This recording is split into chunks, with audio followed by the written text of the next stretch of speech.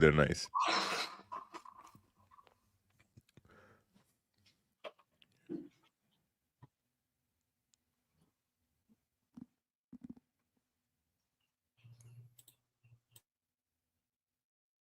Right, people. Welcome back to another episode with the Loudmouth Football.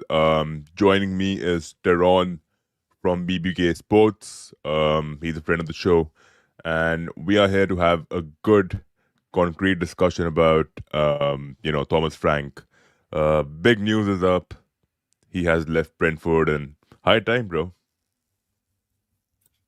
Yeah, I mean, how long was he there? For like 8 years. He was there for a 8 good time. years. He brought him up from the championship. I think he had like a failed try and then actually tried again and got him up successfully. I think he's a Yeah, good manager. I actually think Thomas Frank is a good manager. I'm just not sure of the timing of it. yeah. I think even for me, I think the timing was actually right. You know, So he joined Brentford as an assistant manager back in 2016, Mm-hmm. became their head coach in 2018, drove them from being a mid-table championship side to becoming a Premier League, competitor. Mm-hmm. Literally like driving the Big Six insane, right? Like in fact, I don't think um, there are very few managers in the league who are feared, and I think Thomas Frank is one of them, right? When Brentford joined the Premier League, right? I think 4 seasons back, right? I think we didn't know what he has to offer. What I knew that I knew that he had an attacking based philosophy, which he might implement in the Premier League, right?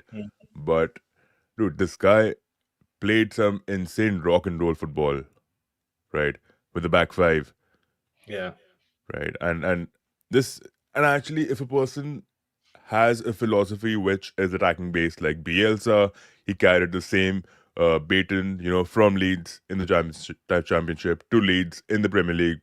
The same philosophy, the same system, um, and that was some heavy metal football, and it ruined some of his players too, right? Affected their endurance. But at the same time, Thomas Frank knew that he needs to add layers to this thick skin, right? You need to be thick skinned to be playing in the Premier League. Let's be Yeah. honest about that, Yeah. right?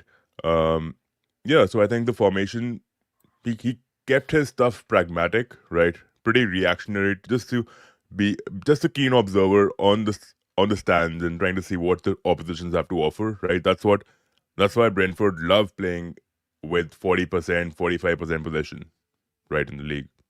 Mm.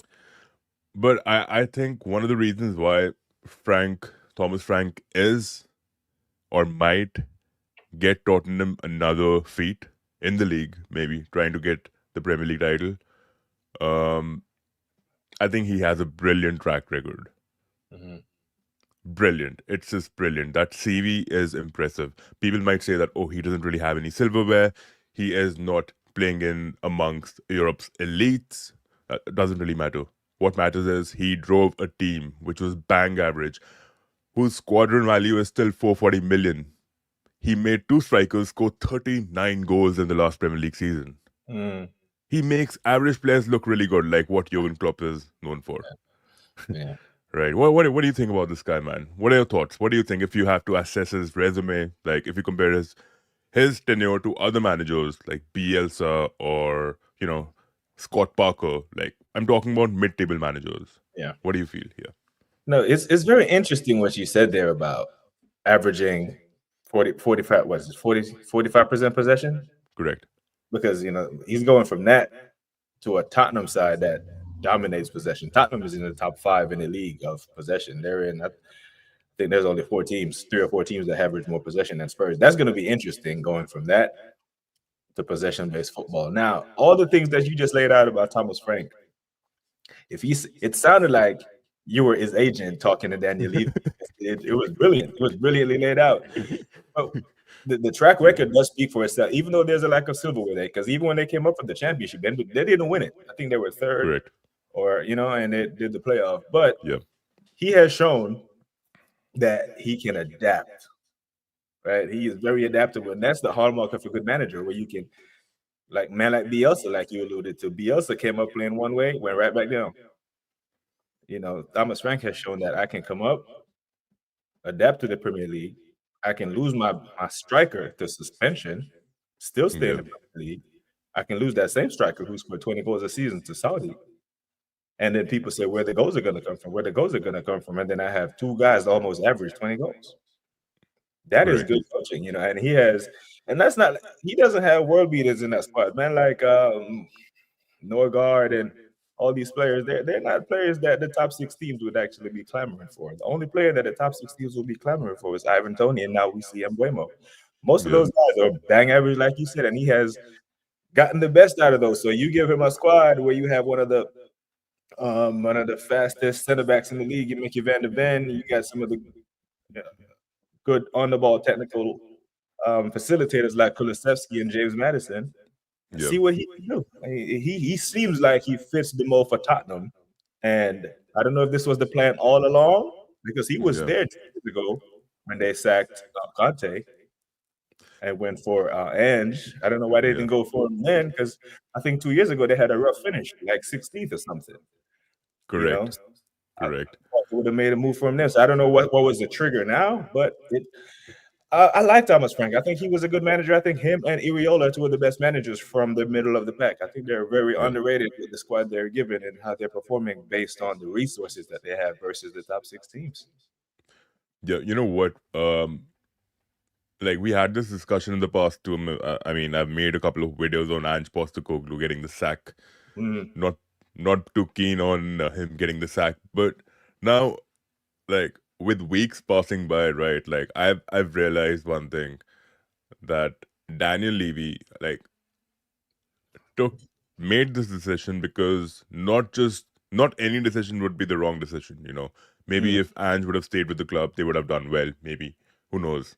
But maybe signing Thomas Frank is another silver lining, right? Who knows? It yeah. it might just work well for them, right? So for me, it also depends on the manager, right? Like Jose Mourinho, he was the special one, Mm-hmm. right? He used to be, but It used to hit a be. point of redundancy, and he knows it too, which is why I'm sure he's joining. He knows that he has to join lower league clubs or Fenerbahce, Turkish club or something of that sort.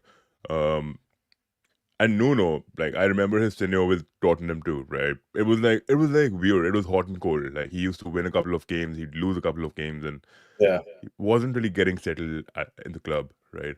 Um, yeah, when I look at Thomas Frank, right, the only thing which I'm afraid of is, what if he starts feeling overwhelmed, with the demands of the board?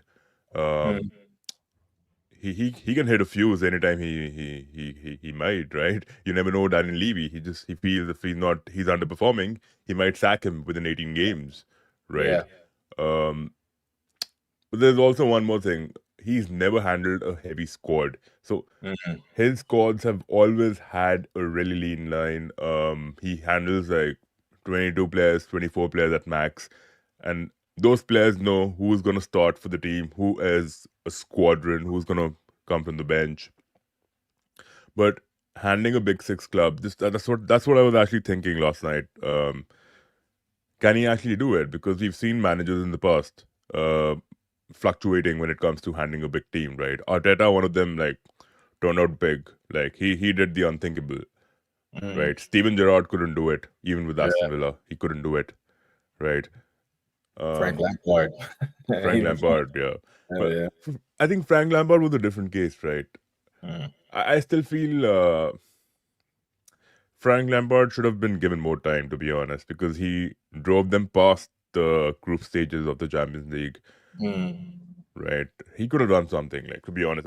It's just a situational thing. I felt bad for him, to be honest, when he got the sack. I thought this is one legend who can actually prove himself wrong, right? Yeah. No, Frank was he would have gotten time under this regime. Yeah, That was Roman's Chelsea that sacked him, right? He doesn't do that, and Roman actually was vindicated because they sacked him and actually went on to win the Champions League. So that's why yeah, the Chelsea fan base didn't really panic over it. But it's very interesting about Thomas Frank and how he will do, because I don't think he's never managed in Europe, has he? He hasn't managed the Champions League squad, right? So he's going to be playing never. Tuesday, Wednesday, Saturday, Sunday, with a bunch of players who prove that they can be injury prone. So it's going to be a tricky one. But I do believe that if Ange had finished top five with no trophy, he would have kept his job. He wouldn't have been sacked. Right? So Yeah, if he had gotten Champions League, which he did with winning the Europa, but without the 17th place finish and the 22 losses, he would have kept his job. So I think the marker for Thomas Frank would be, hey, get us Champions League football and compete for one of the cups or both. correct. And we'll see if he can do that, because I don't think he's going to sit down with Daniel Levy and Daniel Levy is going to put the marker down and say, hey, you need to win the league. I don't think that would be his benchmark. You need to win the league, because I don't think Daniel Levy is naive enough to think right now that Tottenham are better than Liverpool, better than Chelsea, or even better than City. So, Yeah, I can see him being at Tottenham for at least 2 to 3 years, unless he completely falls out of the top four, yeah. uh, our top five, maybe, and maybe I think Europa keeps him in the job. Just don't be worse than Ange in the league form. I think he'll be safe. Right. And like this might seem a little stupendous, but I still feel that Daniel Levy hired Thomas Frank because of a couple of reasons. So he did mention in a couple of post pressers that he's impressed with the likes of Archie Gray and Brennan Johnson. So he might be Mm, looking at it from that angle that, oh, he doesn't need to really hire new players. mm, He mm, doesn't need to yeah. splurge more funds for his new signings. But again, I think he might give him 100 or 120 odd million. What do you think about that? Do you think Um, Dan Levy wants to go big again? no, I No? think Daniel Levy is a mastermind businessman. I think he is a very crafty, very diligent businessman who follows his business model regardless of what the fans have to say about it, right? Because, for example, he knows that 50, I say even 60% of his fan base in South Korea follow Human Son, right? He knows that when Human Son leaves, he's going to be a world of trouble. So what does he do? He goes out, he signs another Korean 2 years ago. Like, people forget that. You think his name is like Hugh Mang or Sung something? Chung Yeah, Suk, I think. yeah, yeah. He went Yeah. inside another Korean to Chung loan him Suk. out to Burnley. As soon as his son has had not too great of a season, so when he goes out the door, he's making sure he doesn't lose that North Korean following. That South Korean following him. So he makes sure he went and got another Korean. When was the last time we ever seen two South Koreans on a team together in a Premier League team? Been a long Like, time, yeah. happened. But he knows that he needs to hold on to that, because he would lose a big part of his fan base that came from Bayer Leverkusen when Son came. So he's very shrewd with his business. He knows that if he keeps his Champions League football and build this fantastic stadium that he has built, he's pretty much went with the Jerry Jones model. I'm not know if you're familiar with Jerry Jones from the NFL in the United States. He's the owner of the Dallas Cowboys. They haven't won in 30-something years, but they're the most Wow. valuable franchise in football because he puts on the show. They have the best stadium in football. It's this $1 billion playpen. It's a fantastic stadium to go to. They get all the events, just like Tottenham does. He's a very Yeah. shrewd man, and he knows that if his coefficient stays high and you get primetime games, how do you do that? Play Champions League football. And because they finished so low in the table, next year or in a week or so, when the Premier League schedule comes out, Tottenham won't get as many primetime games as they did last year because they finished so low.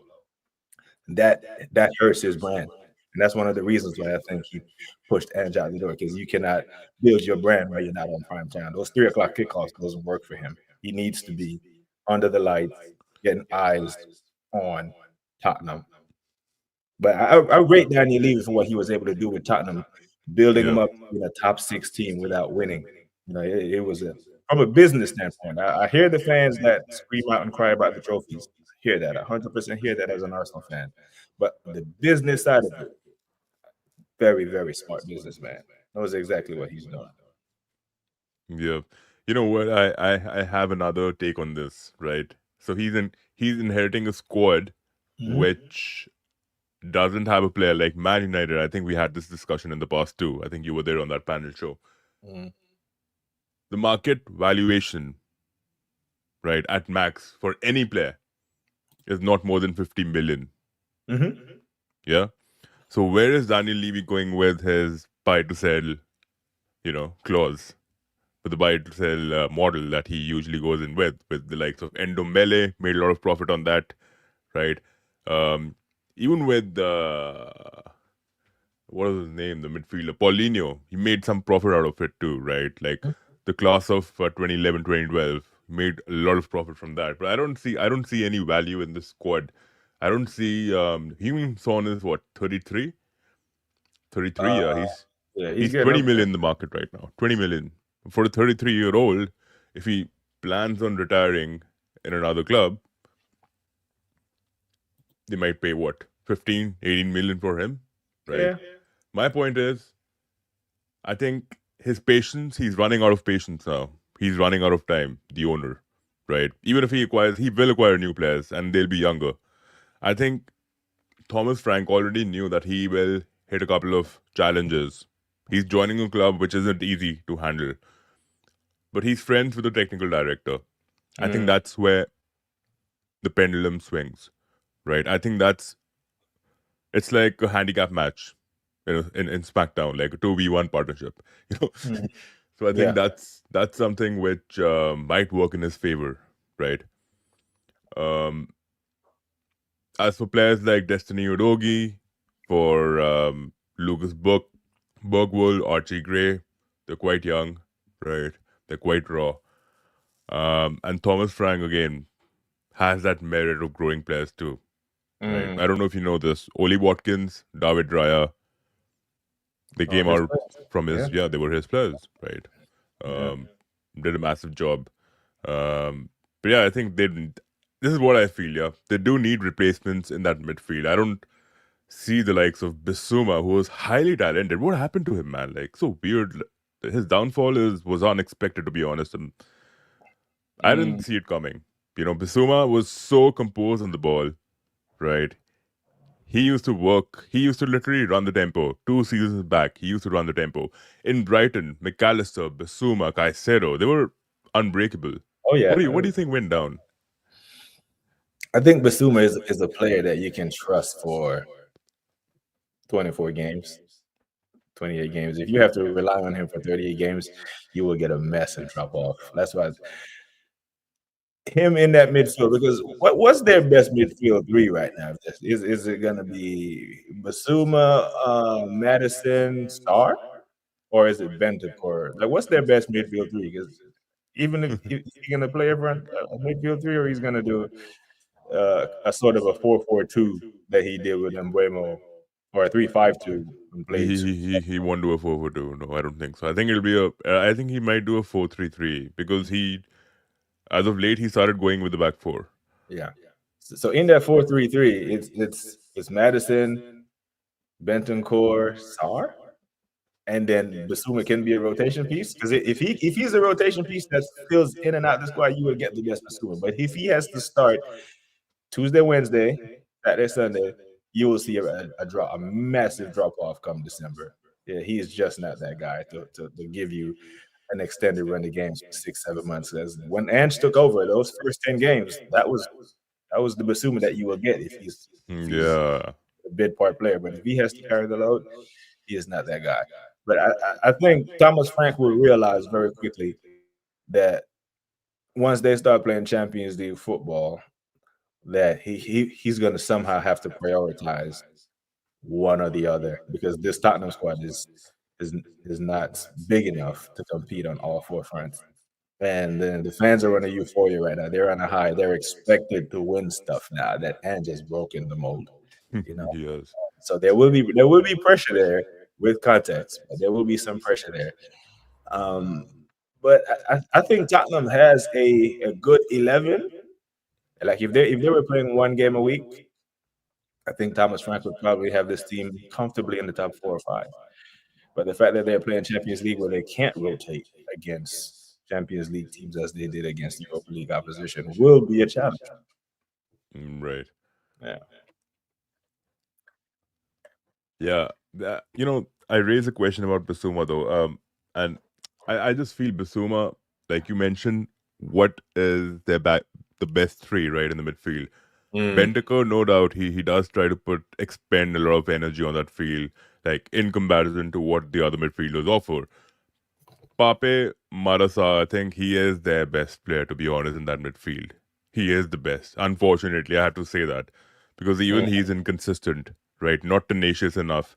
If this guy wins the ball, he loses it the very next minute. Like, I've seen these inconsistent transitions happening a lot in that midfield. Yeah. Like, the the the most insane of Salibilis coming in from Bissouma, right? The guy used to be so composed on the ball, and he was a brilliant defensive acquisition in a way because he literally used to get in behind the defenders, like get in between the defenders and form a back four partnership and help the team in consolidate whatever build up they used to spew. Mm. But yeah, man, the guy's passes were brilliant, right? Not known for long range of passing, but short Mhm. range of passing, and then all of a sudden, I don't know where did that vision vanish? Like literally, like this guy, Yeah. and the fall off is, and this is what it comes down to, right? Sometimes I think footballers aren't really in that frame of mind where they're completely locked in. Like this is what we expect from them. We're thinking, you know what, these are professional players. Like the NBA, I think NBA is far more demanding than um, football because the NBA, like the court's short, small, right? You have a small surface area to be making the runs, right? The pressure's high, Mm-hmm. right? You're on the go at all times. I think footballers, like we've seen Lingard, we've seen Dele Alli, we've seen Bissouma now. Mm-hmm. They have a tendency of falling off. This is what I feel, right? I might be harsh. This might sound harsh, but they there might be an inclination of taking it easy, being a little laid back when it comes to certain phases. You know, the manager's not starting you enough. Bissouma's not getting enough chances under Ange at some point in time. Um, he's on the bench. You might just get demotivated. There's no extrinsic motivational factor to be pushing you, right? And that's what happens to most of the footballers. Like Gareth Bale is a prime example.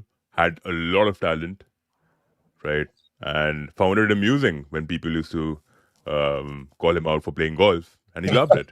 Yeah, he loved it, right? So I'm just like as a spectator because we've been watching the sport. I've been seeing the sport since the last 2 decades, right?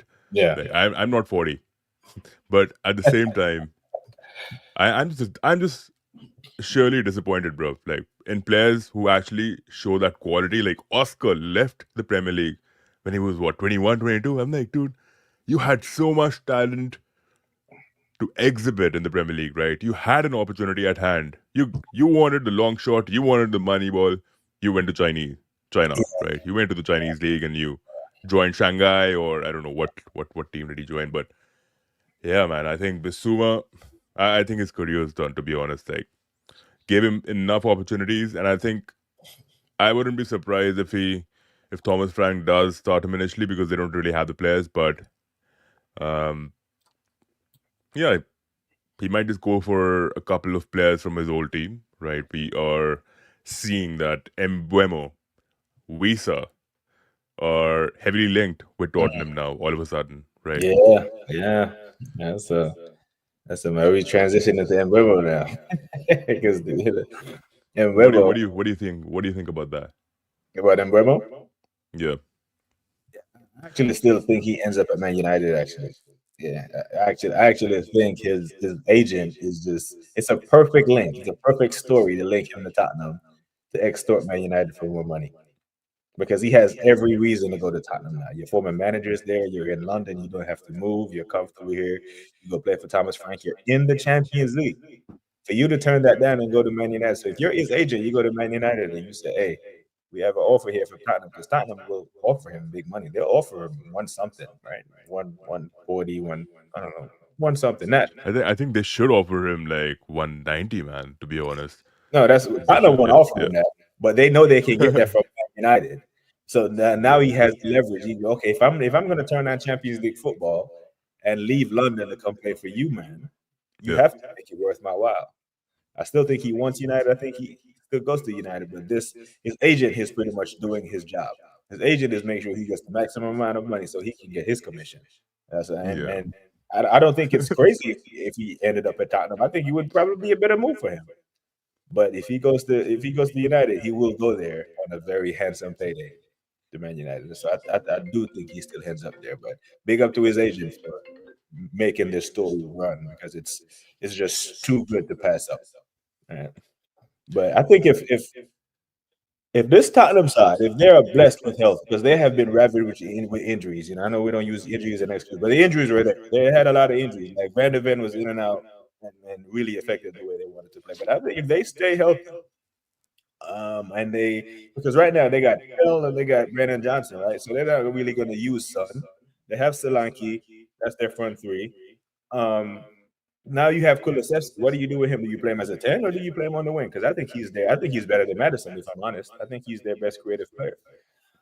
So now you have him, you have Madison, you have Bergvall like more large as that, and then you still have Basuma as a rotation piece. You have Star, you have Bentoncourt. I think Tottenham can actually do something if they stay healthy, and that could be very attractive to Mbuemo. Very, very attractive. This is what I thought about it, right? I think Thomas Frank, in his system, he likes to fixate one midfielder in the middle, like Hmm. Norgard, right, who can spray the passes ahead on the flanks or play them long. I think Kulusevski has that range of passing. Hmm. Plus, I don't think he's the quickest player in that front three. I don't think he's really quick. So you can't Hmm. really call him an out and out winger. He's more like an inside forward who likes taking his time with the ball, not very direct anymore. Yeah. You know, likes to just give a back pass here and there in that build up just to find his way out. I think playing on the flanks wouldn't be the right position for Kulusevski. I think for him, being a right center midfielder would be the right choice. Like maybe in that right midfielder or depend on the formation that he goes in with. Because I've seen Thomas Frank deploy a 5-2-3, a 4-2-3-1, or 4-3-3, a 3-4-2-1. Like, Mm, dude, this guy's adaptable. Like, so yeah. this is what I feel like. He would obviously play to the best of their interests, but I still feel like I look at those players and I'm like, you know, in a game of 90 minutes, we see United and Spurs are the only two sides who are not able to live up to that Big Six tag. You know why? You know Mm, why? Because they don't cover enough ground. In fact, yeah. Brighton, Crystal Palace, Mm. Fulham, they play much better football than United or Tottenham do, to be honest. And these are facts, right? Yeah, even I don't Bournemouth. care Even Bournemouth plays some good football. Yeah. exactly. Their Yeah. their spatial awareness distribution is Mm, really well balanced. Like they've hit that note, right? That synchrony is oozing in these teams, and you can't deny that. Even if they're losing four mhm. fixtures, five fixtures in a go, it doesn't really matter. Because at the end of the day, the project is all about growing the team, ensuring that they are getting consistent performances, and at some point in time, you are gonna win something, Yeah. right? And I think Daniel Levy, high time. In fact, I think he should just fucking sell the club, bro. Sell the club, yeah. Let this manager live, bro. Like this manager, if you keep him for 4 years, I'm telling you, he is going to make Yeah. Tottenham big. He's gonna make him big, right? And I know it hurts you as an Arsenal fan. I'm sorry that I've been I forgot about that. I forgot about that angle. That these are your rivals we're talking about. But yeah, I don't know why we are so casually talking about Tottenham winning trophies and silverware Yeah, and yeah, yeah. whatnot. It's a mad, yeah, it's a mad one. The thing is, I don't really even see Tottenham as a rival because I haven't lived in London. I visit London frequently, so I empathize with my in London who have to walk the streets. London in general, North London in particular. But I see Chelsea and Man United as our biggest rivals because those men have actually taken Premier League titles from us. Back in the Right. day when we were actually winning. So it's strictly geographical with us in Tottenham. So I can speak about Tottenham in a very objective way because prior to the past 3 seasons, I think they went on a 6-year run where they finished above us. 6 years on the bounce. So yeah, I can speak on Tottenham very objectively. I think though, next year, say Thomas Frank finishes sixth or seventh trophyless, and and then he's not sacked, then we will know that Daniel Levy, it wasn't about the trophy, it was about your league position. It was strictly about your coefficient being on Yeah. top, there or thereabouts for the Premier League share of the payout money because it's and part of this is the Arsenal bias coming in here, where I see a manager in Ange who wins you a trophy and he is sacked. Meanwhile, my manager does 3 years second, wins nothing, and he is safe. That's kind of problematic for me. You know, I'm like, one of those guys, if not both of them, should be under pressure. Arteta shouldn't be out here just walking around all freely, smiling, and doing press conferences when he hasn't won anything. When Ange Yeah, is kicked out the door, there's an echo. bro. I'm slowly gonna take you through the team. Okay, so Mm. starting with the goalkeeper, Vicario. Do you All think right, he's good enough? while you're doing that, let me jump out and jump back in. Someone says there's an echo. Okay, okay, yeah. Let me see if it's me. Is it an echo from my end or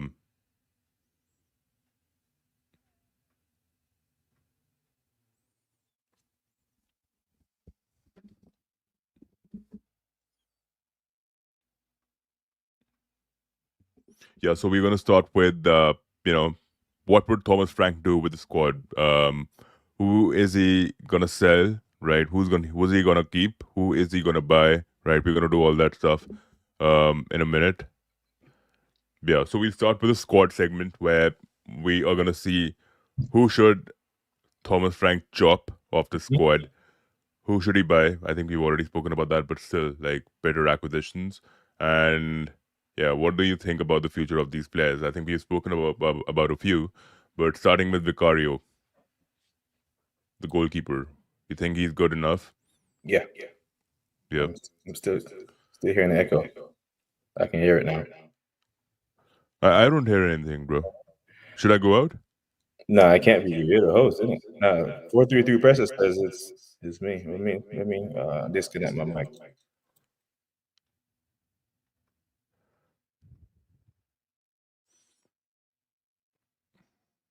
Yeah. So we were talking about Vicario. You know, I think Vicario is quite a good keeper, to be honest. Like, unlike what we saw from Hugo Lloris in the last phase of his tenure, right? I think he came of age, became really inconsistent. His shot stopping, which was one of his best attributes, I think he fell off massively from there. And then you had a couple of other keepers in Tottenham, barring Vicario, who've been atrocious. Um, I think Kensuke was one keeper who deputized that role of being a squadron keeper in the right way for Tottenham. I think that really worked really well for them. Um, but Vicario, I think, like PBK mentioned, I think he is the right man, the right choice for Tottenham. Plus, he's an Italian. You know, you never know; he might just cook a pizza or two for the team. But yeah, man, I think Vicario is someone who should be entrusted, right? I know that Brentford had a brilliant keeper, Flecken, correct? And he's already made his move. He's moving out. He's 32. You have a Kelleher who is coming in to replace him, right? I was talking about the keeper, Mm-hmm. um, trying to understand the gist of Thomas Frank's, situation with why did he go in with Flecken, and now he's departing to another club. Kelleher is coming from Liverpool and replacing him, correct? And yeah, and I was pretty optimistic about Vicario, to be honest. I think we've seen from the keepers in Tottenham over the past couple of seasons. We've seen that Hugo Lloris carried that baton for at least a decade, right before he started regressing in his last couple of seasons. And Yeah. then I remember there was a Kinske who's still there, who deputized that role of a backup keeper really well, correct? Yeah, but Vicario, bro, I think he has quality for sure, and even though he is injury prone, we can't deny that he's not like, and I still don't see him being like an Edison or an Allison, bro. Like Yeah, he's not that. He's not that. he's But not his that. shot stopping, I rate his shot stopping. His shot stopping is elite. As far as passing out from the back and all that stuff, it's like the modern day goalkeeper stats that your number one job as a goalkeeper is to stop the ball that going in the net. His shot stopping is good. I think he can improve his passing and his commanding of the box. But yeah, I don't think Kelleher is the worst problem. Yeah, I think Kelleher is quite good, to be honest. In fact, I think he should be. Yeah, but I still feel like, let's just talk about Kelleher. I think he should be starting for a team, like in the starting 11. He shouldn't be a bench player. Like he's Hmm. proven it in the Carabao Cup finale, in the FA Cup finale, in the league fixtures when Allison was injured. I think Kelleher has stepped up massively, bro. And in fact, he used to remind me. like a shadow of what Allison used to be when he joined the club. Because Allison, as of late too, he's had a few hiccups here and there, but um, yeah, Yeah, man, I think all praises for the Irish guy. I think Kelleher. I hope he doesn't really fall off like Kepa did. Even though you guys are planning to sign him, but as a backup, but yeah, even when Kepa joined the Premier League, right? I saw some spark in him, right? I thought he was a good keeper, to be honest, with Chelsea. I thought he was really solid, but I think Mane destroyed his career. I think right after that goal that he conceded, took the ball from his feet and scored the goal. oh, that one, yeah. Yeah, yeah, yeah. I think that ruined it all. But moving on, man. I think Vicario is done and dusted. I expected a lot from Van de Ven. I know he's had a horrendous campaign with injuries and all that, but Thomas Frank with Van de Ven, expecting him to grow under him. What do you think about Van de Ven as a player? Well, and that's the first time play. I didn't know he was that fast. I heard that he was rapid, but very he's blistering fast. Yes. Now, if Thomas Frank is going to put him on the halfway line and force him to do the Ange thing where he has to sprint back all the time, that his hamstring is going to go at some point during the season again. But yeah, I think Van de Ven is good. I think he gets a bad rap just because Tottenham is so open and concede so many goals. When you are the leading center back of any line that concede a lot of goals, you will get flack. But yeah, I think him and the Romero partnership, even though Romero is supposedly linked away, yeah, I rate Van de Ven. I think he is. I don't think you can name 10 center backs in the league without naming him as one of the best ones. I think he's a good player, very good player. I think he gets into most teams, not in the top five. He does. He does. He Yeah. get he does get into most teams, but I don't see him getting into an Arsenal for sure. Mm. Gabriel and Saliba they've Yeah. cemented their positions. Liverpool for sure. I think Liverpool have a regressing defensive line. Right. Yeah. I have my doubts about even Van Dijk, man. I think Mm. this season what I saw from him in the second half was absolutely horrible. Like Yeah. I think he some of gets his in at City. I performances. think he gets in at Chelsea too. Yeah, I yeah, think he yeah. does. Yeah. I think he does. He does. Chelsea has a plethora of defensive backups. Bro. They Yeah. have Adebayo, Yeah. Adebayo, I and think I think him and Fafana would do well at Chelsea.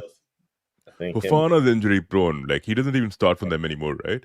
Like He he's is. injured Yeah. throughout the season. Like since the past 4 seasons, he's been injured. Was Yeah. injured at Leicester. In fact, we saw him at Leicester the first couple of seasons. He was brilliant. Brilliant. Yeah. Yeah. He was really good. But yeah, I think he's got a lot of work in progress. I think, and he'll make something of it. And of course, I think expending those thigh muscles by running that much, I think that's Mm. bound to get you a few injuries here and there, right? Yeah. Um, Kevin Danso, man, I think he was a brilliant loanee for Tottenham. I think they needed a defender, and they signed him in the summer. And now I think he's completed a transfer deal for 25 million, if I'm not wrong, with Tottenham, Hmm. right? Though even he's injury prone. He's recently had thigh problems, but I think next to Van de Ven, he sort of gave you that soothing presence, right? A calming presence at the back. Um, which Dragusin, unfortunately, I think Dragusin is somewhat of a liability. I think he can do better with a better centre half, right? I think he should be offloaded. Yeah, what do you feel about Dragusin? Ben Davies still being at the club. He's in fact signed an extension. Like I wasn't Yeah. expecting that. Like I'm like, yeah, because we had rumors. I saw Ben Davies hugging everyone and getting teary eyed and expecting that okay, they won the Europa. I think this is it, bro. You're 33. You're Yeah. 34 for God's sake. Like move on. Yeah, Yeah. Tottenham isn't it, right? Classic Daniel Levy. No, I think Dragusin was a stopgap. I think he was a January signing, right? He was a January signing like a year and a half ago, and they were desperate. He wasn't meant to come in and start with Van de Ven or Romero. He was just supposed to be a rotation piece between them two. But Yeah. yeah, I don't think with with the injuries that Van de Ven has shown that he is prone to, I think they need better there.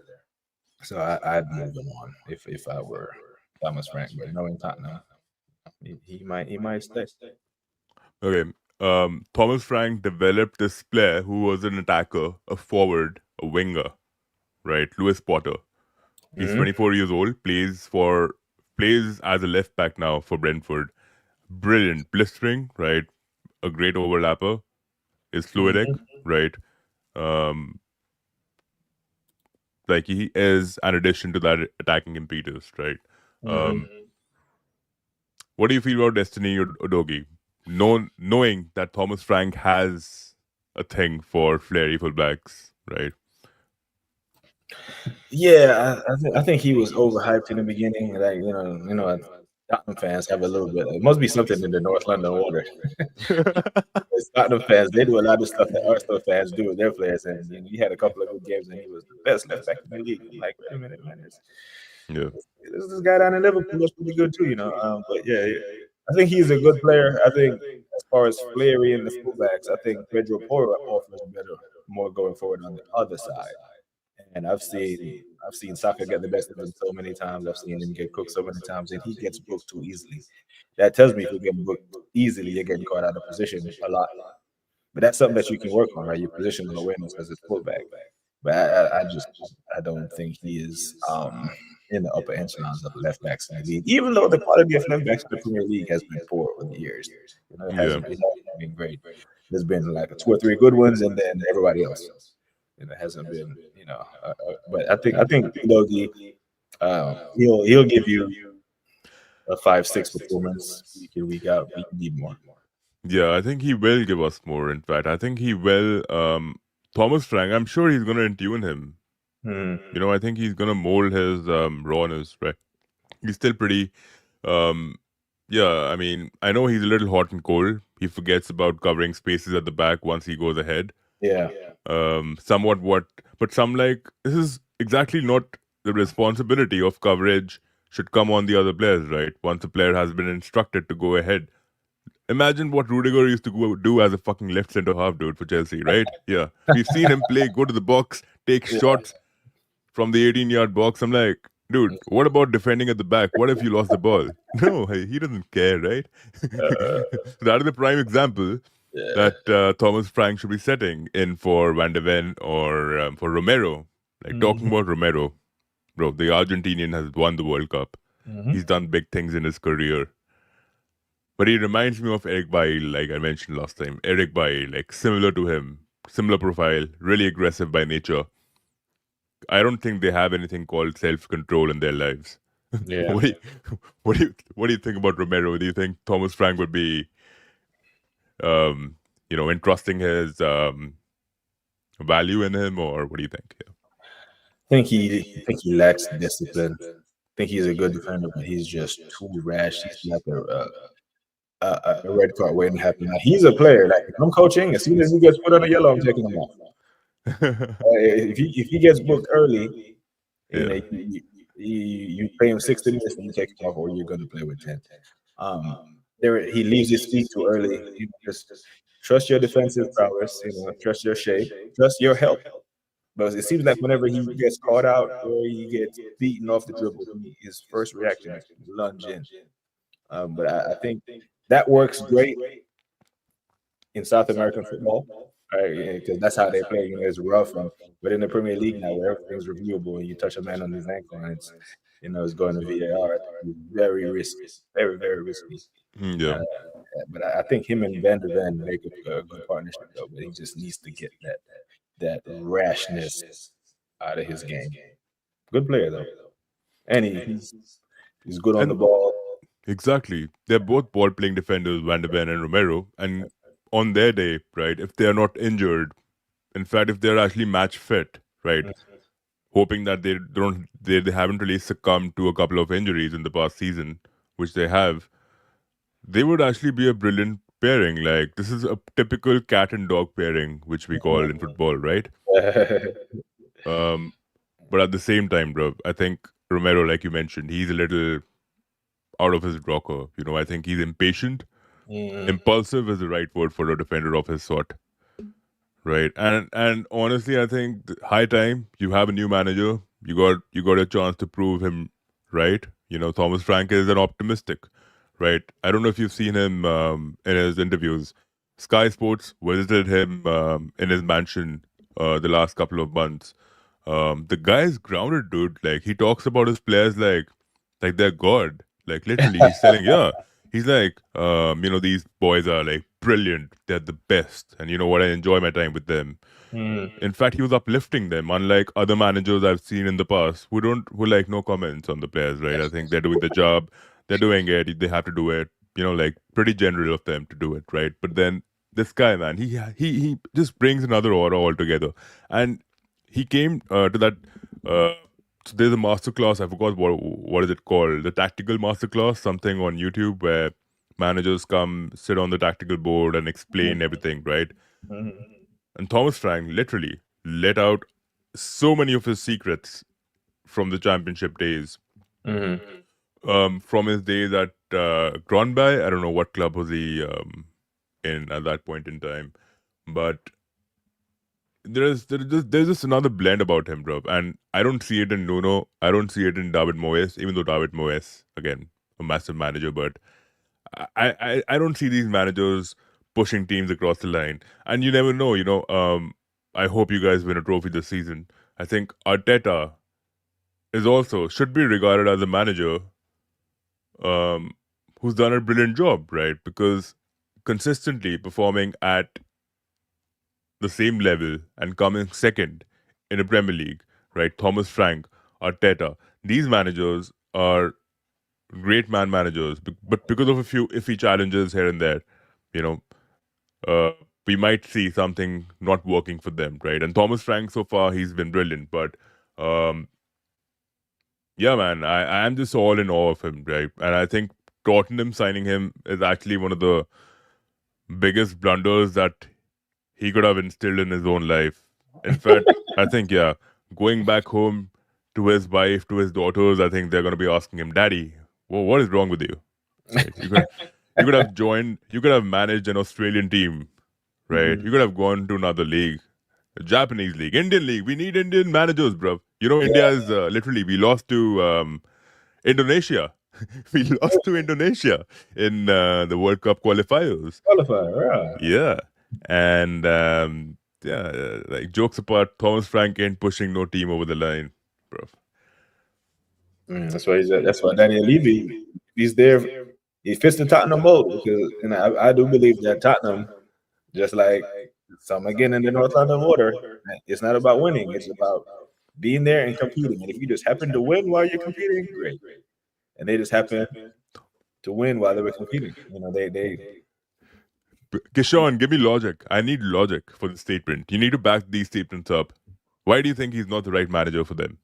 no, The I same think Moyes, the same Moyes that Sir Alex Ferguson thought would be a legendary manager.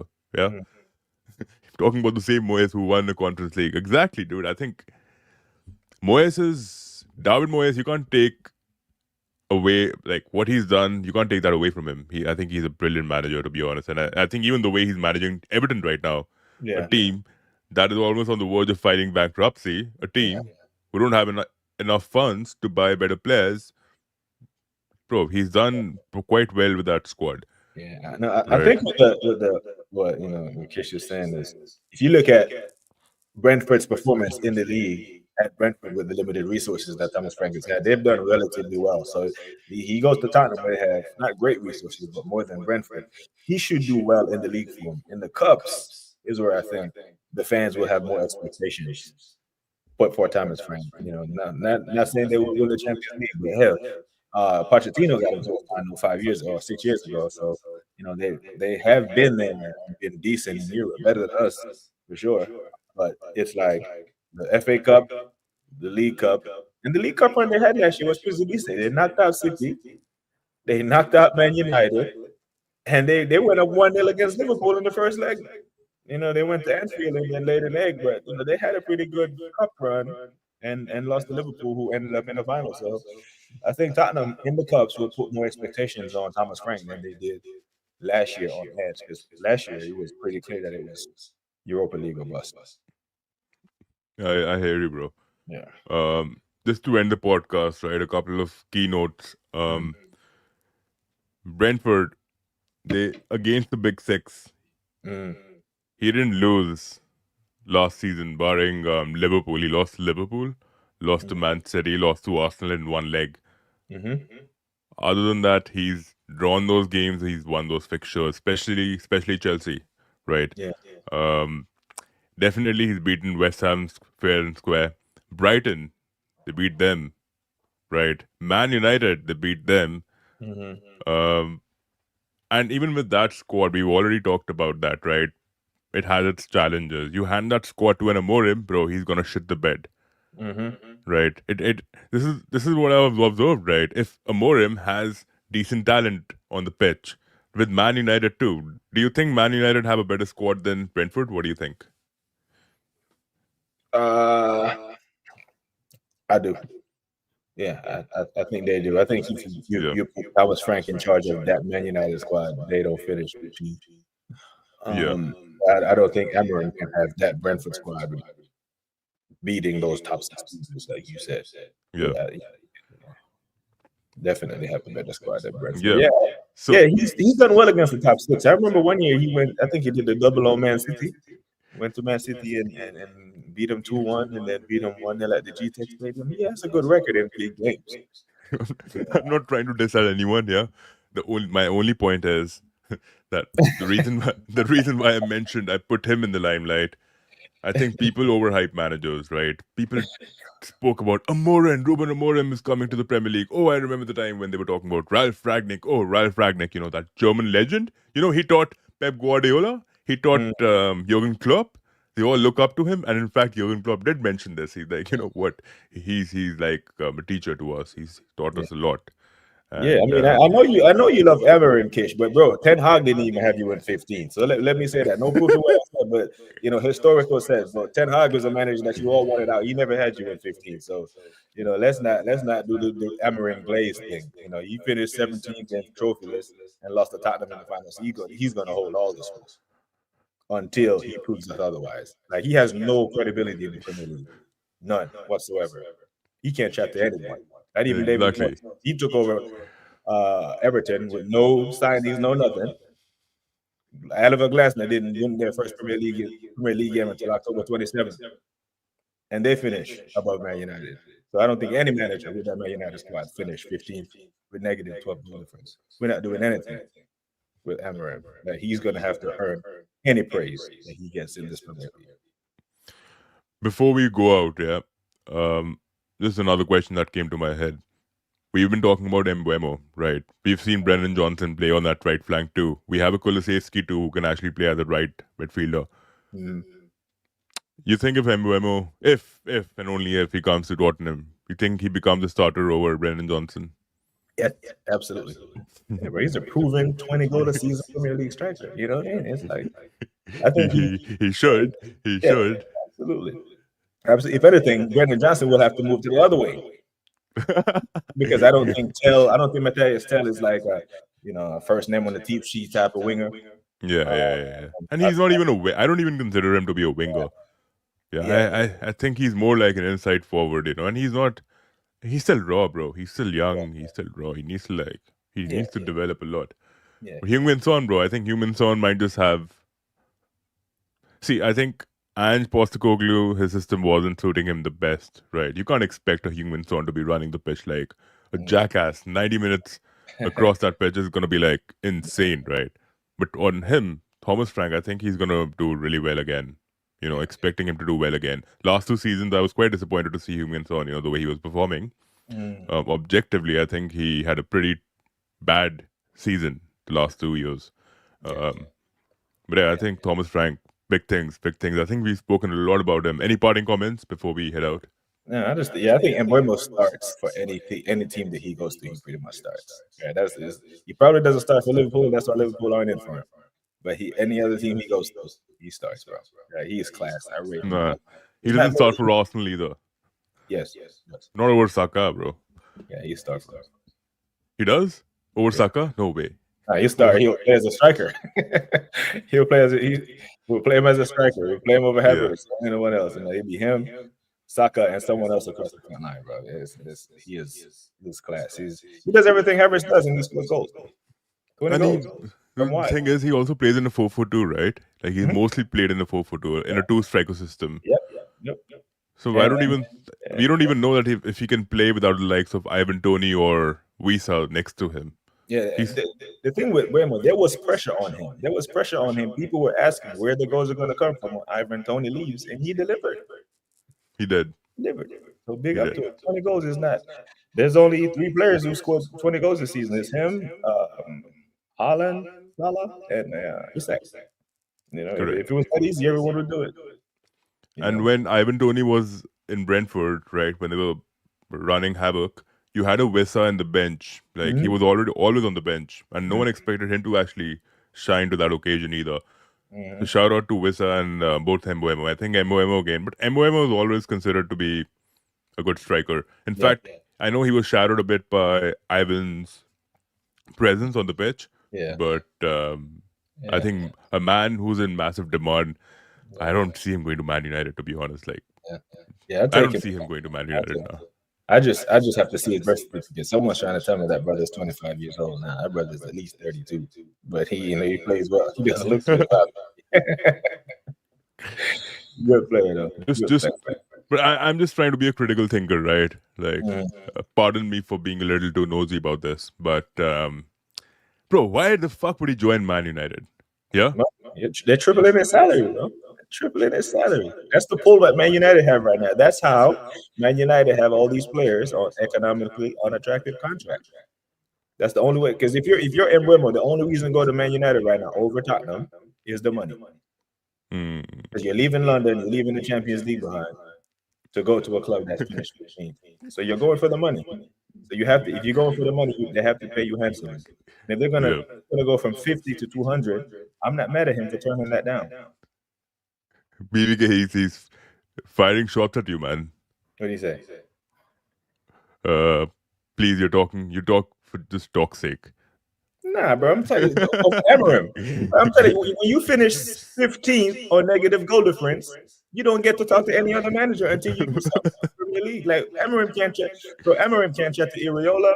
He can't chat to Graham Potter. He can't chat to Moyes. He can't chat to Glenn. He can't chat to anybody. Right, because he's the manager of Man United, and you got him as the icon of the group chat. That make it. That don't mean nothing. Kishon, you don't get to stomp on his reputation. Yeah, I think BBK is one of the most level-headed fans out there.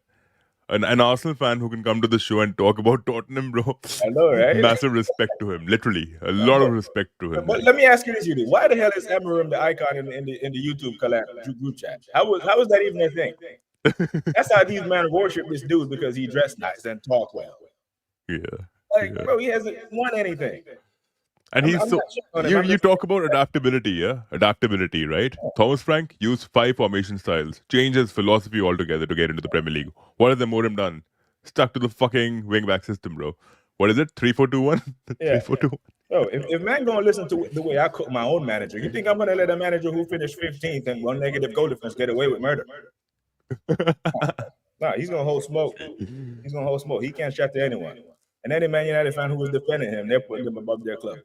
Because had Ten Hag come sit in the press conference, this is the worst Man United team I've ever seen, they would have crucified him for it. This manager do it, and it's Yeah, you yeah. here to call But out the I gotta give it to a Morim too. I think he did mention this in a couple of pressers that this is the worst Man United squad that I've ever seen. Right? Yeah, but I'm saying if Ten Hag had done that, the response would not be the same. They would have been like, "No, you're supposed to make him better. You're supposed to coach him." Yeah, yeah, But none of yeah, that yeah. energy is going towards Emery because they like him. Yeah, I agree. I agree. I think he's gonna stay here for the long one. But again, thanks, bro. Thanks for coming on the show. I appreciate you taking out time. And thank you for everyone who joined us. Kishon, Pick up Kish, Vivek, pick up Kish every time. yeah, Dre, Warrior, Hero Brian, Yeah. Divi, Prathamesh. Thank you all for joining us. People who are new to the channel, please do subscribe to the channel and subscribe to BBK Sports. He's quite big on YouTube and a really level-headed fan. You love the way he talks. He's got really creative narratives running on his show. He has good speakers on his show who talk sense, who make sense all the time. So yeah, please do not hesitate in going to his channel. Check it out. Drop a like, subscribe, and take care. Yeah, man, big up.